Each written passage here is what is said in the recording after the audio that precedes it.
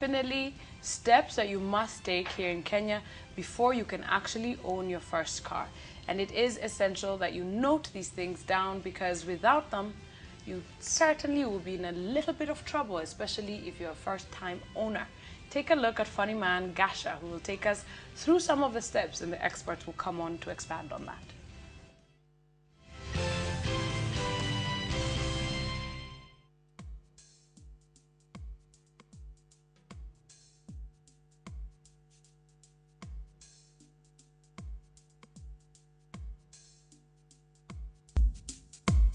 Hi, I'm Gasha. Now, I'm here to tell you what not to do when you want to buy a car.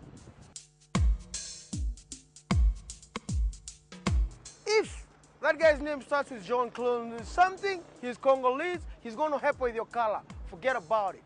If it's from Nigeria, forget about it. What am I trying to say? Research, research, research. Do not cut any corners. Because if you cut corners, it will deprive you of the opportunity to ride in a beauty like this. So stay tuned and I will keep you abreast with what to do and what not to do. Good evening, sir. How are you, sir? Welcome to Kamax. Thank you very much. Yeah. What car are you looking for? Let me tell you about my experience. I just made this serious deal and I had so much chum. So this is what I did. Number one, I never buy a car because of the mileage. This is my theory.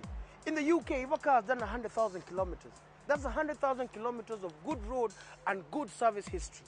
So at least I know that car is good. Number two, never buy a car from a non-licensed car dealer. It's like going to catch points in an off-licensed kiosk. You're going to go get, drink the formaldehyde, then the next thing, oh, Mzima I can't see nothing. That's your fault. Number three, always do a research on that car here in Kenya, we have the Kenya Revenue Authority. Do a search, all right? Do a search of the logbook. Find out who was the previous owner, all right? And once you've done that and you've verified that, then you know your car is clean. Yeah, this is what I want, and I'm a checkbook. All right. Yeah. Okay. So choose what you like, and I'll give it to you. The joy of owning a car is good, but the grief of losing one is equally bad. I'll tell you this for a fact.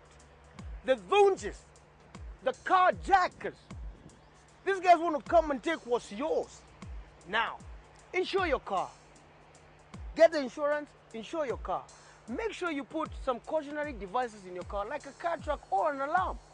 So that at least if your car, right now, we have companies that are able to retrieve cars with their devices. Number three, if you take a shortcut on your car, you never know whether your car is stolen. And that is why you need to do research. Because you could end up buying a car, probably the number plates have been put on the car by thieves. Most buyers right now are buying small cars. Mazda Demios. You fight Honda Fit. Is it because of the banks? The banks, yeah. Because people have to pay small loans quickly.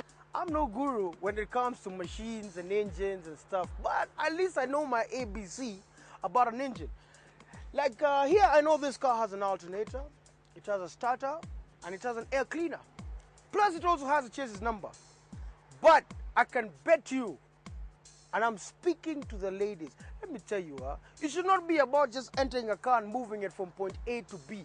Get involved. Did you know the chassis number sometimes is on the hub? Did you know the chassis number sometimes is on the engine block? Did you even know that your chassis number is on the steering wheel? Did you know your chassis number is on the number plate?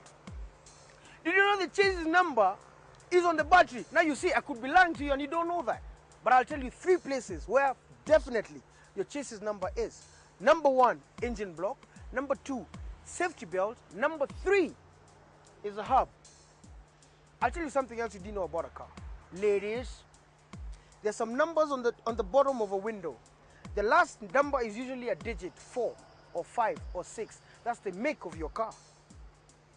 I know you didn't know that. But anyway, stay tuned and I'll teach you ladies more about this okay, I don't know much about it, but this engine, this cars, yeah, this cars. Yeah. So much cash, so much cash. So ladies and gentlemen, this is a point where you exchange the check for the car keys. Hey, but wait, 1 minute. 1 minute. Before you do that, make sure that you have researched. Now you see, like now me, my research is that this car will come with this beautiful lady. So I'm going with her with the car as take the check. Snell. That is Funny Man Gasha, who is a car enthusiast and took us through step by step of what you should note before you first buy your car. Okay, I'm now joined by experts in the auto world, Mr. Gilbert Maina Obondi and Mike Mwai. Welcome to the show, gentlemen. Thank you. It's good to have you here. Yes. Yeah, I think Gasha must have derailed a few people. That car does not come with a fine lady, does it? Would be nice if it did, but... All right, now let's get to the nitty-gritty of the matter. Buying your first car is very essential, obviously. Mike, we'll start with you. When did your love for the auto world and cars actually begin, and where has it taken you thus far?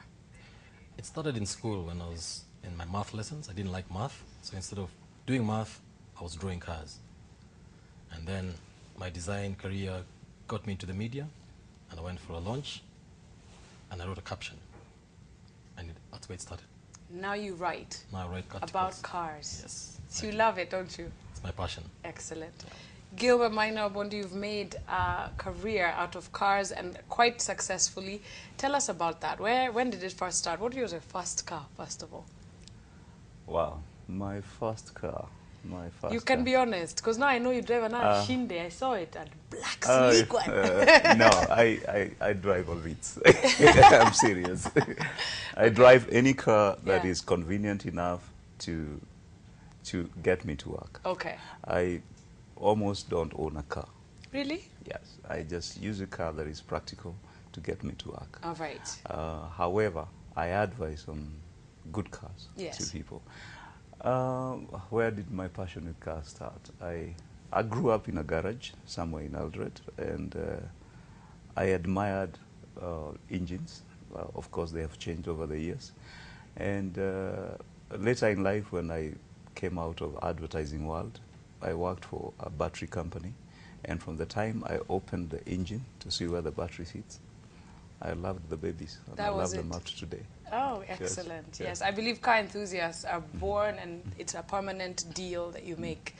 Now, buying your first car is obviously something that is big. It's quite important to note a few things before you walk into any dealership.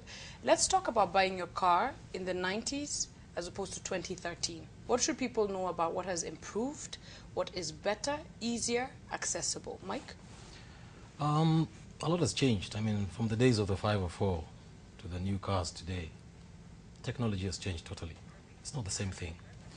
Where you had carburetor engines, now you've got fuel injection. You've got common rail diesel. Cars are more efficient. There is this notion that your car is safer if it's heavier and harder. So the harder the metal, the safer the car is. Yes. That's not true. Okay. So cars are safer and they're lighter. When they're lighter, they're more efficient. The engines can take a lot of strain as opposed to engines from back in the day. Right. So there's improvement all the time, and cars are getting better and better. Nobody actually manufactures a bad car anymore. Okay. Unless a few special people from some special places Right. who want to make money on disposable Take cars. advantage. Yes. Yeah. But cars are generally much, much better now. Okay. And you don't need to keep your car for 20 years to get real value from it. You should use it 2, 3, 4, 5 years, get a new car, move on with your life efficiently without it costing you too much to run. Okay, Gilbert, come in on this. New versus used, right? I just want to add on what yeah, Mike for is sure. saying. Go for it, yeah. Cars have, like he says, have really changed. But there's some other changes that have taken place in cars that have become very vital in our industry. Initially in the 90s, people drove vehicles with, which were manual, which had no power windows, which had no AC. It was normal to go to the main dealers and you buy a brand new car and there was no AC on it. Right. AC was an added advantage. So today, even the commercial vehicles The big trucks we see moving from Mombasa to Nairobi are automatic. Right. They have air conditioning. Some of them have got all the state-of-work entertainment inside. So it's really, cars are now fashionable with times. Right. So you can't, like Moi says, keep a car for too long. You have to keep on changing with times. Okay. Yes. Now, the things to note when buying your first car. There are certain rules and do's and don'ts, okay? We'll go through that for you and tell you what the essential ones are. So, Mike, maybe you can start. Let's talk about the condition, and actually let's start with the documents, which is the most important. You obviously have to have a license to operate a vehicle. That's the first thing. Then? In terms of checking a car and making sure it's right, it depends whether you're buying used or you're buying new. If you're buying used, he'll talk about what you need. If you're buying new, it's in the showroom, it's safe. First of all, you need a driving license. You need to be able to drive a car. Yes. One of the key things you're buying a 4x4 is to be able to drive a 4x4, because a lot of people walk into a showroom and drive out with a 4x4 and they've never driven a 4x4 before. You've had people rolling in their Prados and all other sorts of 4x4s because they jump from a saloon car into a 4x4 and take the corners as if it's the same. So you must know how to drive the vehicle you're taking. Right. But more importantly, you must know what kind of vehicle is ideal for you. One of the questions I get from a lot of people is, which is the best car? Okay. There's no such thing as the best car. Exactly. For everyone. So my Fan Cargo is okay? Your Fan Cargo is another story altogether. It all depends on how much fun you like people to make of you. It also depends on how fun-loving you are. Yes. Because as you know, a Fan Cargo is basically a Vitz dressed for a cocktail. Mike, we'll talk about that story after. Now, really, Fan Cargo is dressed, is a fancier Vitz? Yeah, it's just a Vitz that's been dressed up a little. Okay. Yeah, it's the same thing altogether. All right. So the thing to consider before buying a new car is, what are you going to do with the car? What's your status? Are you single? Do you have a family? How old are your kids? How long are their legs if they're sitting in the back? Will the car be practical for you and your needs today? Okay. If you're thinking about a car that is basically from A to B in town, how far is your office from your home? How will you use that car in your day-to-day? It must fit into your life rather than you fitting into its life. Okay. Yeah. Now we have on the screen there the documents that you need. Of course, you need a logbook, right? Gilbert, maybe you can come in on this. Pre-inspection documents. There are a couple of documents that one needs, right? Take us through that, please. Okay. What do I expect? What does a client expect when, or a buyer expect? The first, you're talking about the first-time owner, maybe a lady or a man. What do they expect, or what are they looking for when they come to look for a vehicle? Very important areas, first of all, is shopping around and understanding what kind of vehicle you're looking at. Like Mike says, I've got a fast job. Probably I live in, most people get their fast jobs probably earning an average of 150, 200,000 or 100,000. Probably you'll be living about 10 kilometers within the radius of Nairobi. So right. It must fit into your pocket. It must also fit into your daily activities, like you're saying. So then when you get to that level, then you identify, what brand do I want? Do I want a Toyota? Do I want a Nissan? Do I want another different model? Then based on that, you also have to look into little tools like, because it's my first car, I need to change it after 2 years after I'm comfortable, yes. right? Yeah. So do I buy a car which is a tool of work, or which is a tool of work and an asset at the same time, so that in 2 years' time I'll be able to sell the vehicle, yes, and be able to quickly buy another one that suits my pocket better and my day-to-day life better. Then you come to the documents after you've decided that. Very important documents is things like bill of lading. You need to know where the car came from, because some countries, like Mike will tell you in his write-up, some countries cars may not be as clean as you expect. They may have a few issues.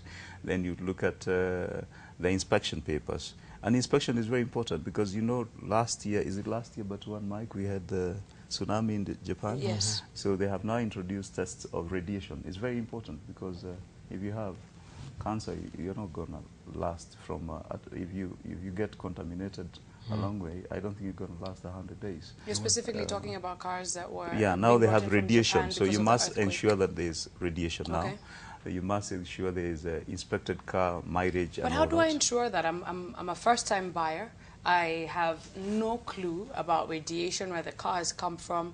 If I walk into a dealership, how do I ensure that maybe JVEC has actually, ensured that? Is it just documentation? There are documents to that, and you can also log into Kenya Bureau of Standards to confirm the inspection. Okay. You can log into Kenya Revenue Authority to confirm the documents are correct.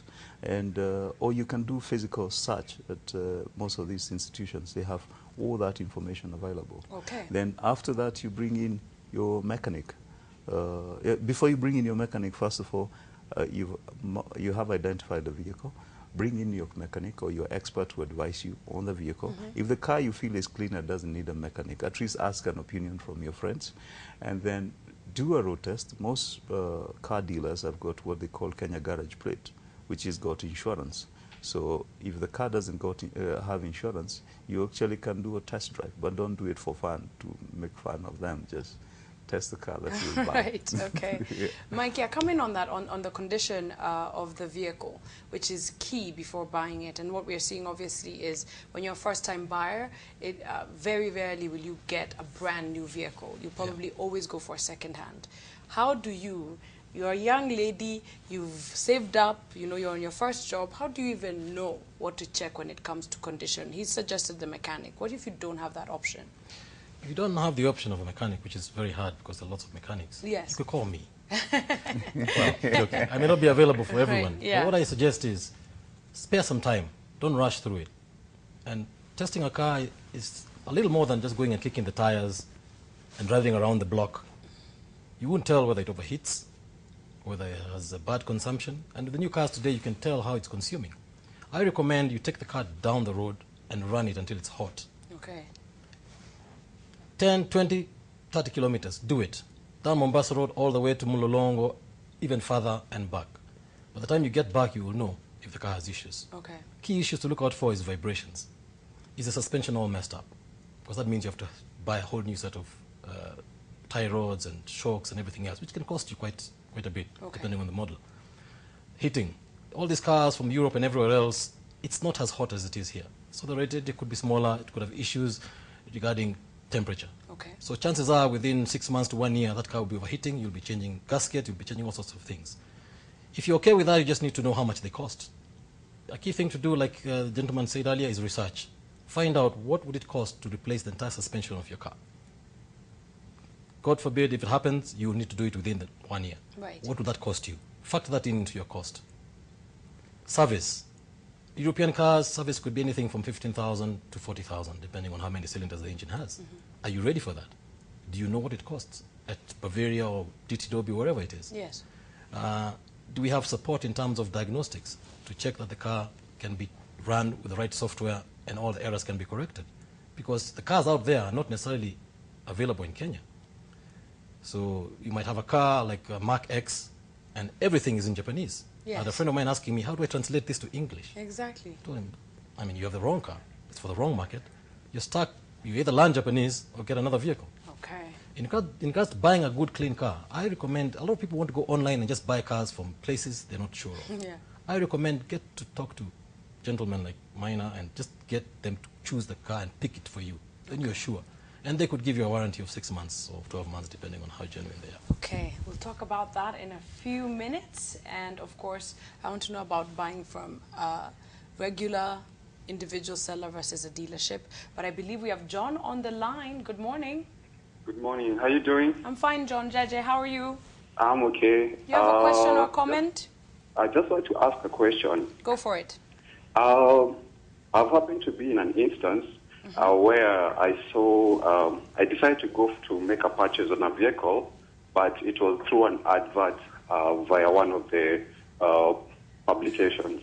So I ended up taking my due diligence, whereby I went to KRA and did a search, and it turned out like the search, based on the logbook, was actually corresponding to the actual logbook that the seller had. But eventually, after a day or two, it ended up like I was conned out. I'd bought a vehicle from this guy, but a few days later, someone else turns out and claims that the vehicle is his. on such instances, when I end up doing my due diligence and I end up losing, it was almost close to 800,000 shillings. So how do we get to work on such instances where me as a person, I do my due diligence, go to KRA, get the relevant information, and everything aligns to the actual logbook that had been shown to me, but a few days later, it ends up like I've been conned. Thank you, John, for that comment. So did he end up with a car? Is he still on the line? Yeah, I'm still on the line. Did you end up with a car, or a few days later did they have to repossess the car from you, even after you bought it?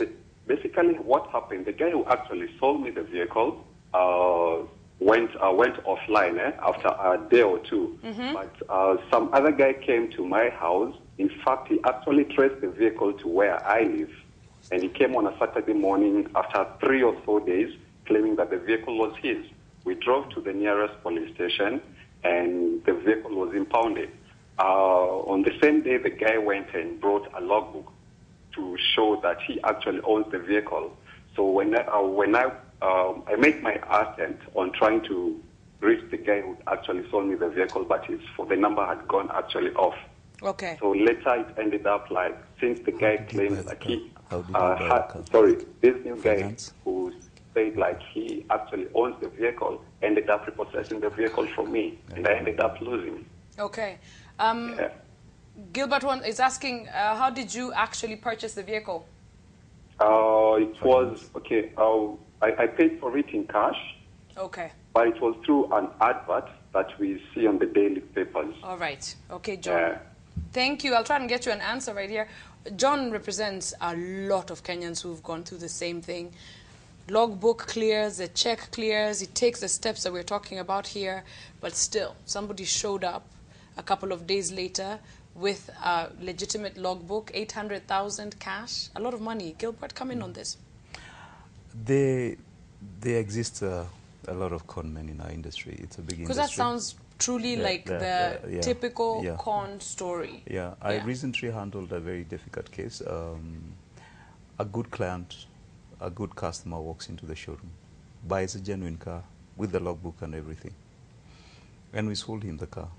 But a couple of weeks before that, some lady had come to the showroom. This is how the conning game goes. Had come to the showroom and identified that particular car. She didn't do a road test. She said, this is the car I want. Give me a copy of the logbook. I'll go to my financier and have the finance done. I'll not name the financier. And they went and did a search. They got the PIN certificate of the original importer and the ID of the regional importer, because we were selling the car on behalf. And they went and applied and claimed they had lost the logbook. So they did a complete duplicate, which is got the same number, everything at Kenya Revenue Authority. It is possible to get a brand new logbook that matches another one. Yeah, because you need to. That's where now the CID inspection department needs to come in and verify completely that you are the original owner. But these people were very clever. They even changed the ID. They even removed the ID photo of that particular person. Wow. And put their own photo. Is this an inside job, then, can we say, and especially maybe in the case of John? The ID was done outside, maybe somewhere on Kirinyaga Road where they do them, or somewhere. Maybe they did it somewhere, because the only document that we were able to identify was different from this incident was the ID. But the most interesting thing is that the finance company gave money, and the car was done tracking. So what of John's case, for example? What can he do? I just wanted to clear this so that he understands. Because people went to his house to get a car. This lady came with a logbook. She paid for valuation and sent somebody to install a tracking device. Yeah. So when we finally sold the car, we told her, we tried to track her to come and remove. She was not online, but there was somebody from a finance institution saying, we want our car. This lady is defaulting. Do you understand the two? Yes, absolutely. I believe that we have another caller who's been holding. Good morning. Hello. Hi, Kobe. Hi, how are you? I'm good. Patrick, you have a question or a comment? Yes, I have a question. My name is Patrick. Okay. Go for it. Yeah, my question is on the importation of vehicles. When you're importing a vehicle, yeah, do you have like some vehicles are meant for cold countries, like those countries with snow and such things? So when you import that vehicle to Kenya, it's used to a cold country. It's a used car, and you import it. So what is their opinion on imported vehicles from those cold countries, and what is their advice on that car coming to Kenya and the function of that car in Kenya? Okay, thank you for that, Patrick. Very good question. Right. Mike, you can come in on that. Patrick, that's a good question. What happens when cars are manufactured? The manufacturers design those cars to work in any country. So they're designed and tested in all temperatures, ice, deserts, all sorts of temperatures, and they're put into rooms that are temperature can be controlled. So all cars can work in any place, but they're customized for specific markets when they're sold.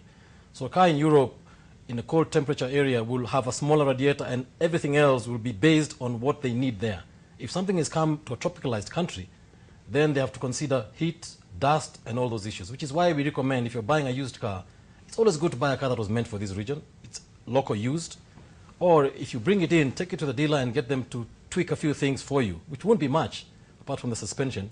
But in terms of heating, there could be issues, depending on how fast you drive, how often you drive, how consistently the engine is on. Okay. So you need to be careful with that. Okay, we'll go through a couple of steps before we run out of time, obviously, of what you should note when buying your car. Some of the things that you should obviously know is the test driving part. And for me, what I'd like to define here is a private seller versus a dealership. Talk to us about that. What are the disadvantages and advantages from buying from, you know, an individual owner versus going into an authorized dealer? You're a dealer, so obviously you want people to come to you. But we want people to come to us. Yeah. But there are some of us, like in every industry, there are people who are not, who don't understand the market. They're in there for money, and that's it. We are also in there for money, but the money must be right, and the advice must be right. So when you're buying a vehicle from us, what exactly are you looking? You're looking for a car which is practical. Yes. And apart from looking for a car which is practical, you're looking for a vehicle that will serve your like we said earlier, that will serve you in the right way, that you can be able to get parts availability throughout. So if you, the thing is that we are going to advise you on the vehicle in terms of how it will serve you, where you can get parts, all availability. The guy who is selling you as an individual is there for money, so he can bring you any kind of a vehicle. And he'll not have much knowledge because he's out there to make a shilling, and that's what has happened. Currently, the market has got a lot of individual importers, and you see this guy found a car, the guy who talked to us earlier found a car in the newspaper, and we quickly bought for it cash. But look at what happened. The dealership will be there 5 years, 10 years. This individual will only be with you that particular time. Tomorrow will be with somebody else. So we must know what to do. Mike, before my advice would be, there's the dealers and there's individual dealers. Yes. But when I think of individual, I'm thinking about a personal. You're buying a car from me. I own the car. I'm selling it to you as a personal, person-to-person deal. Yeah. Chances are I'll give you the records. I'll be as genuine as possible, and you can test the car. And chances of things going wrong are not as bad as if you're dealing with people who are just in it for the profiteering, for profits. But beyond that, look for a car that works for you. And if you are hoping to be a dealer, you know, some people buy cars to sell. Yes. I want to drive this car for a year and then sell it, and I want to get back my money. That's the wrong reason to buy a car, because you're not in the market of buying and selling cars. So buy a car that works for you. Okay. Buy the right color. If you buy a pink car, it might be very difficult to sell it. Yes. So your safest best, of course, is a Toyota, because Kenyans believe Toyota is everything. Yeah. Which is debatable. Which brings me to my next point before we leave you. Mike is going to take us through luxury versus reality, right? And we have a couple of pictures that we'll play for you, and maybe you can take us through, because I think everybody aspires to drive the Range Rovers and the Mercedes and the Benz, but the reality is not always so. That's a Porsche Cayenne. Porsche Cayenne, beautiful car. If you remove all the metal, it's a Touareg. Right, exactly. Okay? Really? So, exactly, you're paying extra for a lot of good other things, better material on the inside, but you're basically buying a Touareg in a tuxedo. Now there you have a souped up X6. X6, yeah. Beautiful car. you need to have painkillers because every time you get into the car, you'll knock your head because the roof line is very low. Really? So you're better off buying an X5. Okay. So let's be practical. It's a nice car, beautiful. If you've got ego issues, it's the best car for you because it makes you look like you're very, very successful. Gilbert, are you selling a lot of these? Are you selling a lot of the BMWs, they are Porsches? Not very fast movers. They are not fast movers because they are also not cheap. They are not. Okay. So they have particular. How much does a Porsche go for right now in Kenya? Which one? The new A Porsche shape? Cayenne.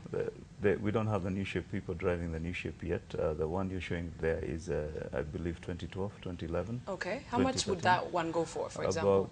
About 12 million. 12 million? 12 million to 14 million. I'll buy a small country instead. Mike, what's next in terms of... This is the latest one. And then there's Audi. I love this car. This is a beautiful car as well. A lot of people have tears about it because they bring them in, turbo diesel, all sorts of issues, the turbos and sensors going crazy. I'm so sorry for that, guys, but it's a choice you made.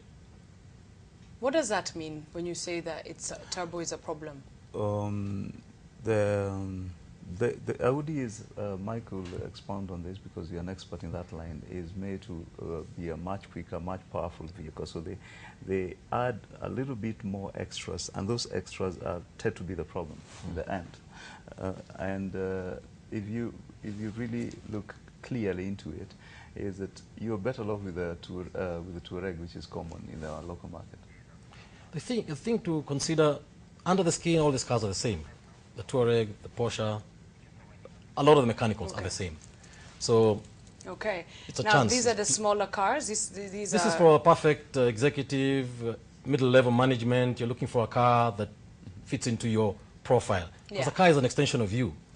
Be sure that you buy a car that befits who you are and who you'd like people to think you are, perhaps. Okay. And this works well. It's an executive cruiser. It's not as expensive to run. Affordability? They are very cheap. I mean, cheap. Oh yeah, Benz. A used Benz is same price as a Toyota Corolla. No way. Well, some form of the Allianz, and it will depend. It depends on the specs. 1.4, 1.5. If it's an E3, if it's an E, the C-Class especially. Is a C-Class. Right now it's 6.5. Maybe. Okay. Of your pocket. Yeah. We've run out of time, and I think that we could talk about this all day. We'll bring you guys back. We must. I think it is essential. We have so much more to talk about. Yeah. But your parting words for that young lady, young man who, you know, has been driving and is now ready, can talk to the bank and is ready to buy a car. Gilbert? Can I expound? Right now, most people want to buy, the young lady who's just come in and has a reasonable budget. The car they used to buy initially was Vitz, IST, and Ranex and Alex. But right now, because the prices in cars, in second-hand vehicles or pre-owned vehicles have been going up all over the world, there are new models, like Mike says. You don't have always to be stuck with a Toyota. You can go for Mazda Demio, it's a good car. There's Honda Fit, there's some other little car, other small cars, which are making more sense. But buy a vehicle that is practical. Buy a vehicle that you can be able to maintain easily, like Mike says. Buy a vehicle that is also a tool of work and an asset at the same time. Mike, your parting words? My parting shot would be buy a vehicle that fits your personality. If you drive a lot at night, if you like your tipple, then you buy a safe car. Because chances of you having a crash are high. Right. So be sure that it has enough airbags to cushion you. Okay. Also, buy one that fits with your neighborhood, so that you blend in well, and it fits your job as well. Right. Yeah? Don't just buy any vehicle. If you want people to make fun of you, buy a fun cargo. Aye. If you want to drive below 60 kilometers an hour, buy a Vitz. There's some vehicles you should not drive beyond 60 kilometers an hour. That's what I could afford then. So don't go beyond 60 kilometers an hour. Don't make fun of my fun cargo, Mike. It's a beautiful car. It works. Mike, the traffic jam is so much, I don't even think those all right, here we go. Guzzlers are going to be fast. There's so you guys much stay. This conversation will continue. All right. This conversation is obviously going to continue online. You have any questions from Mike and Gilbert at AM Live is where we are. And of course, Facebook, AM Live NTV is where you can come in, okay? For now, we will just try to make you laugh as I ask Mike why he's making fun of my car. Here's the tube.